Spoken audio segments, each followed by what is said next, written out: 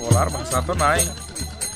এরকম একটা ফুলের মতো শিশুকে তৃণমূলের দুষ্কৃতীরা নিয়ে গিয়ে নৃশংসভাবে হত্যা করে তার বাড়ির সামনে ঝুলিয়ে দিয়ে গেছে।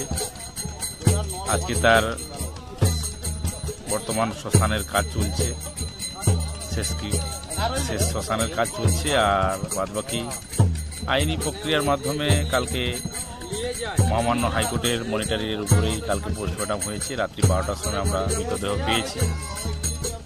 তারপর সকালবেলায় এনে আমরা মোটামুটি আপাতত দাহর কাজ চলছে।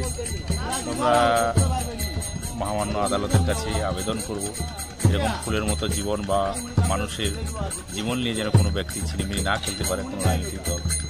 সেক্ষেত্রে তাদের যেন অভিযুক্তরা যেন ধরা পড়ে, তাদের যথাযথ যেন সাজা হয়, এইটুকু কামনা করব। আমরা নিঃসহায় গরিব মানুষ, গ্রাম অঞ্চলের মানুষ, খেটে খাওয়া, তার বাবা বাইরে থাকে, তার দুটি ছেলে একটি মেয়ে, তাদের দিন আনলে নুন আনলে পান্তা ঘোরায়।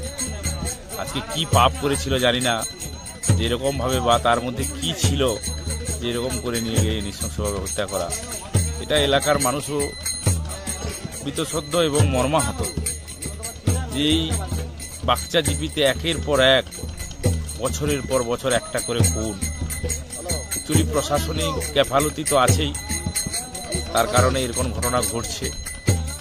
যাতে এরকম ঘটনা না ঘটে আগামী দিনে আমরা মহামান্য আদালতের কাছে আবেদন রাখব, যেন অভিযুক্তরা যথাযথ সাজা পায়, এদের ফাঁসি হয়, বা এরা যেন এরকম কোনো কাজ করতে গেলে বাধা প্রাপ্তি হয় বা ভয় ভীতি প্রদর্শন করে, এরকম দৃষ্টান্তমূলক সাজা যেন।